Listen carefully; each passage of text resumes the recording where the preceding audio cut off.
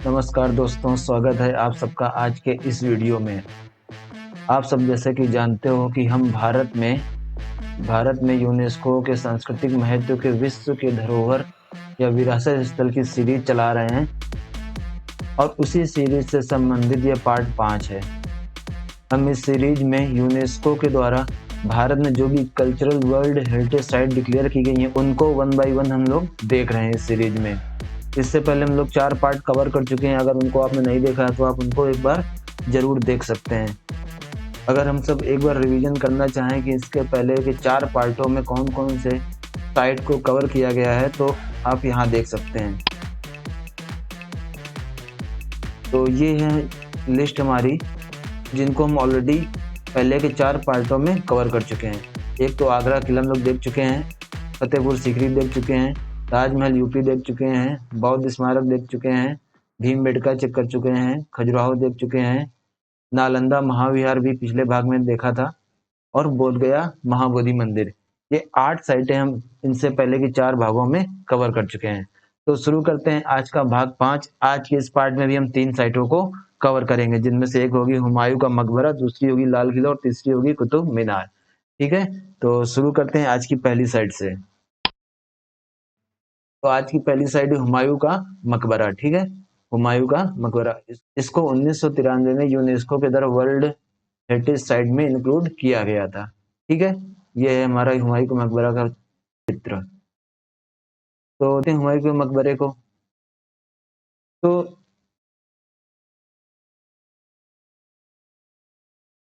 यह भारतीय उपमहाद्वीप का पहला उद्यान मकबरा था।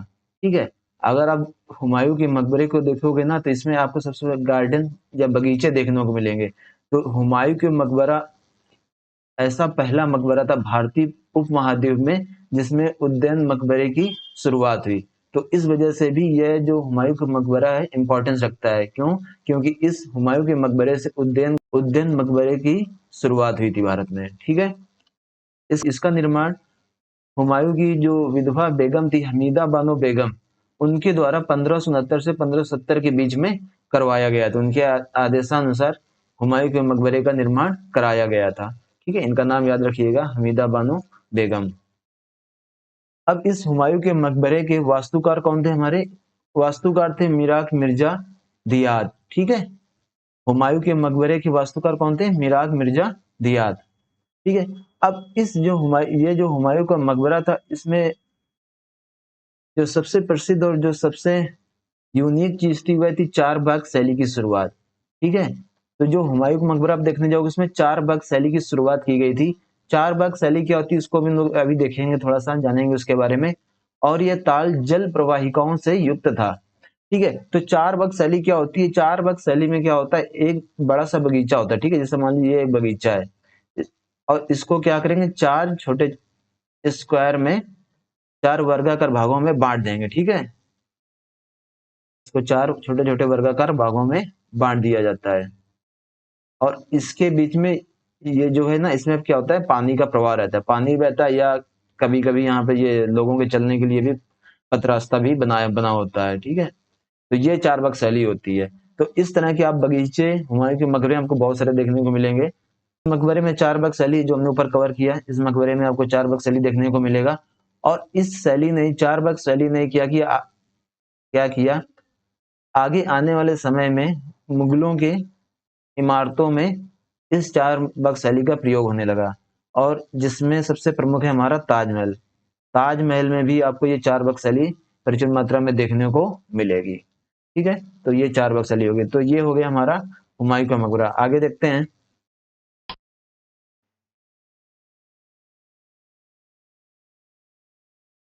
इसके बाद देखते हैं जो हुमायूं का मकबरा है वो किससे बना हुआ है। तो हुमायूं का जो मकबरा है वो लाल बलुआ पत्थर से बना हुआ है। ठीक है, अब हुमायूं की जो कब्र है यहाँ पे, ठीक है, हुमायूं के मकबरे में, अब हुमायूं के मकबरे में हुमायूं की कब्र के अलावा आपको यहाँ पर बेगम हमीदा बानो की कब्र, शाहजहां के पुत्र दारा सिकोह की कब्र, जहांदार शाह की कब्र, फर्रुख शेर की कब्र और आलमगीर दत्ती की कब्रें आपको यहाँ पे देखने को मिलेगा।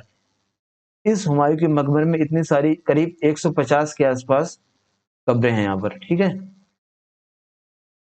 हुमायूं के मकबरे में करीब 150 के आसपास कब्रें हैं। इस कारण ही इसको या इस हुमायूं के मकबरे को मुगलों का शयनगार भी कहा जाता है। ठीक है, इसके बाद ये जो हुमायूं का मकबरा ये यमुना नदी के किनारे है और हजरत निजामुद्दीन की दरगाह के बिल्कुल समीप बनाया गया है। जैसा कि सब जानते हैं कि हजरत निजामुद्दीन दरगाह की अहमियत को देखते हुए हुमायूं के मकबरे का निर्माण बिल्कुल इसके समीप निकट किया गया था। ठीक है, आगे देखते हैं। इसके बाद मुगल सम्राट बहादुर शाह जफर। ठीक है, मुगल सम्राट बहादुर शाह जफर जब 1857 में भारत का प्रथम स्वतंत्रता संग्राम शुरुआत हुआ था, उस समय बहादुर शाह जफर ने यहाँ पर इस हुमायूं के मकबरे में शरण ली थी। ठीक है, तो ये था हमारा हुमायूं का मकबरा, समझ में आ गया होगा। आगे देखते हैं। इसके बाद हम अगली साइड को कवर करेंगे, जो है कि कुतुब मीनार और उसके स्मारक। ठीक है, इसको 1993 में यूनेस्को के द्वारा वर्ल्ड हेरिटेज साइट घोषित किया गया था। तो ये जो कुतुब मीनार है, ये लाल कोट, ठीक है, जो कुतुब मीनार लाल कोट के पूर्वी भाग के मध्य में स्थित है। लाल कोट क्या, 1960 में अनंग पाल द्वारा, जो कि एक राजपूत शासक थे, इनके द्वारा दिल्ली के 7 शहर स्थापित किए गए थे। उन 7 शहरों में यह पहला शहर था लाल कोट। ठीक है, जिसके परिसर में, जिसके पूर्वी भाग के मध्य भाग में हमारी कुतुब मीनार स्थित है। ठीक है, कुतुब मीनार का निर्माण किससे हुआ था, लाल बलुआ पत्थर से। इसकी ऊंचाई कितनी है, करीब 72.5 मीटर की ऊंचाई है इस कुतुब मीनार की। ठीक है, आप यहाँ पे देख सकते हो। अब इस कुतुब मीनार का निर्माण का कार्य जो शुरू कराया था, वो शुरू कराया था कुतुबुद्दीन ऐबक ने। कब शुरू कराया था, 1193 के आसपास। ठीक है, 1193 में कुतुब मीनार के निर्माण का कार्य कुतुबुद्दीन ऐबक के द्वारा शुरू कराया गया था। लेकिन इस कुतुब मीनार के निर्माण का कार्य पूरा कुतुबुद्दीन ऐबक के समय में नहीं हुआ था। इसके निर्माण का कार्य कंप्लीट कराया गया था शमसुद्दीन इल्तुतमिश के द्वारा। ठीक है, तो कुतुब मीनार का निर्माण कार्य शुरू कराया गया कुतुबुद्दीन ऐबक के द्वारा, लेकिन इसका निर्माण को पूरा किसने कराया, शमसुद्दीन इल्तुतमिश के द्वारा। अब इसी परिसर में, कुतुब मीनार के परिसर में ही एक और आपको मस्जिद देखने को मिलेगी, जो कि है कुव्वतुल इस्लाम मस्जिद। ठीक है, ये उत्तर भारत की सबसे पुरानी मस्जिद है। तो ये ध्यान रखिएगा, क्वेश्चन आता है कभी कभी कि उत्तर भारत या भारत की सबसे पुरानी मस्जिद कौन सी है, तो वो है कुव्वतुल इस्लाम मस्जिद। ठीक है,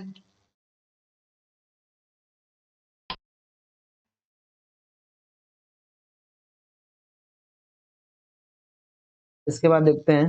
जैसे कि हमने पिछली स्लाइड में देखा था कि इस निर्माण का कार्य कुतुबुद्दीन ऐबक के द्वारा शुरू कराया गया था 1193 में। ठीक है, तो लेकिन जब कुतुबुद्दीन ऐबक ने शुरू करा तो सिर्फ इसका आधार बनवाया था, सिर्फ आधार ही बन सका था कुतुबुद्दीन ऐबक के समय में। इसके बाद इल्तुतमिश ने इस पर 3 और मंजिलें बनवाई। ठीक है, इसके बाद इल्तुतमिश ने 3 मंजिलों का और निर्माण कराया और 1368 में फिरोज शाह तुगलक ने 5वीं और अंतिम मंजिल का निर्माण करवाया। तो ये ध्यान रखिएगा कि कुतुबुद्दीन ऐबक ने सिर्फ आधार का निर्माण कराया था, इल्तुतमिश ने 3 मंजिलें और जोड़ी और सन 1368 में फिरोज शाह तुगलक ने 5वीं और अंतिम मंजिल का निर्माण कराया।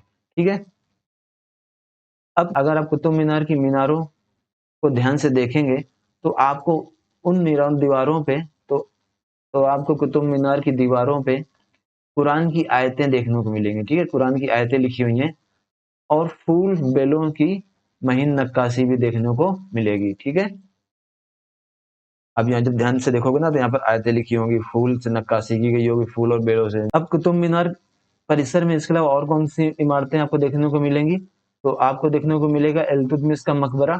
ठीक है, अलाई दरवाजा, जिसका निर्माण अलाउद्दीन खिलजी ने करवाया था। कब कराया था, 1311 में। और अलाई मीनार, ठीक है, इसका निर्माण भी अलाउद्दीन खिलजी ने कराया था। तो ये अन्य स्मारक आपको भी यहाँ पे देखने को मिलेंगे। इसके बाद आगे देखते हैं। अब कुतुब मीनार मस्जिद के परिसर में आपको एक लौह स्तंभ, लोहे का पिलर भी देखने को मिलेगा, जो कि यहाँ का नहीं है, यानी मतलब कि किसी अन्य स्थान से, किसी अन्य प्लेस से यहाँ पर इसको लाया गया है। ठीक है, और इसमें जो शिलालेख है उसके द्वारा आपको ये जानकारी मिलेगी कि इस पिलर में संभवतः गुप्त वंश के राजा चंद्रगुप्त द्वितीय का उल्लेख है। ठीक है, तो मीनार मस्जिद परिसर में आपको एक लोहे का स्तंभ, लौह स्तंभ भी देखने को मिलेगा, जो कि किसी और जगह से यहाँ पर लाया गया और इसमें संस्कृत शिलालेख के अनुसार संभवतः राजा चंद्रगुप्त द्वितीय का उल्लेख किया गया है। ठीक है, इसके बाद देखते हैं। कि कुतुब मीनार का निर्माण क्यों कराया गया था, तो इसका निर्माण मुगलों ने दिल्ली के राजपूत शासकों पर अपनी अंतिम विजय की याद में कराया था। ठीक है, मुगल शासकों ने जब दिल्ली के राजपूत शासकों को हरा दिया तो उस विजय की याद में इस कुतुब मीनार का निर्माण मुगलों के द्वारा कराया गया। ठीक है, आगे देखते हैं, चलते हैं आज की तीसरी साइड में, जो कि है लाल किला परिसर। ठीक है, इसको 2007 में यूनेस्को ने world heritage site, cultural world heritage site declare किया था। ठीक है,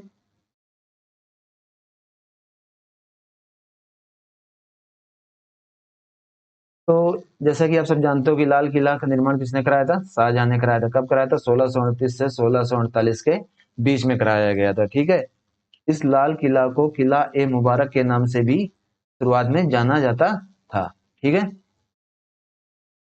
अच्छा, शुरुआत में लाल किला जो निर्माण कराया गया था उसका निर्माण शाहजहां की नई राजधानी शाहजहानाबाद के महल के किले के रूप में की गई थी, जो बाद में आगे चलकर लाल किला के रूप में जाना जाने लगा। अब इसे लाल किला के नाम से क्यों जाना जाता है, क्योंकि आप जब लाल किले को देखेंगे ना तो जो इसका सारा परिसर है ना उसको लाल बलुआ पत्थर से घेराबंदी की गई, इसके परिसर को चारों तरफ से लाल बलुआ पत्थर से घेरा गया है, के कारण इसे लाल किला के रूप में जाना जाता है। अगर स्थापत्य कला शैली की बात करें कि अगर लाल किला देखेंगे तो इसमें कौन सी स्थापत्य शैलियों का प्रयोग किया गया है, तो आपको इसमें ईरानी, तैमूरी और हिंदू परंपराओं का मिश्रण देखने को मिलता है। ये यमुना नदी के तट पर स्थित है, जो कि तीनों तरफ से यमुना नदी से घिरा हुआ है। ठीक, यहाँ पर आप शाहजहां को देख सकते हैं, यह है लाल किला। आगे देखते हैं,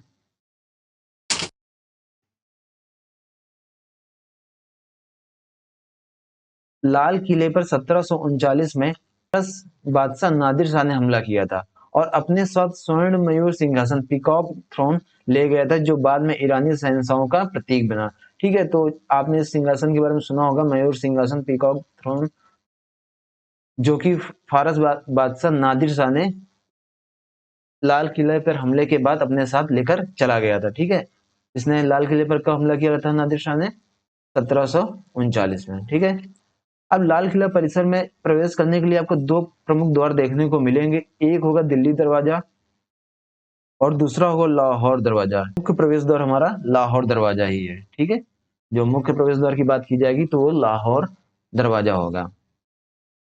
अब लाहौर गेट चट्टा चौक नाम की एक लंबी बाजार वाली सड़क को रास्ता देता है। ठीक है, जब आप लाहौर गेट से प्रवेश करेंगे ना, जब आपको एक बाजार देखने को मिलेगी इस तरह, ठीक है ना, जहाँ साइड में दुकानें होंगी दोनों साइड में और बीच में चलने का ये रास्ता होगा। ठीक है, तो ये एक लंबी बाजार को रास्ता देता है, इसलिए बोला जाता है कि ये एक लंबी बाजार वाली सड़क को रास्ता देता है। ठीक है, लाहौर गेट। अब इसके बाद लाल किला परिसर में अन्य इमारतें कौन कौन सी हैं उनको भी देख लेते हैं। तो अन्य इमारतों में यहाँ पर आपको दीवाने खास देखने को मिलेगा। ठीक है, जो पहली इमारत है वो है दीवाने खास।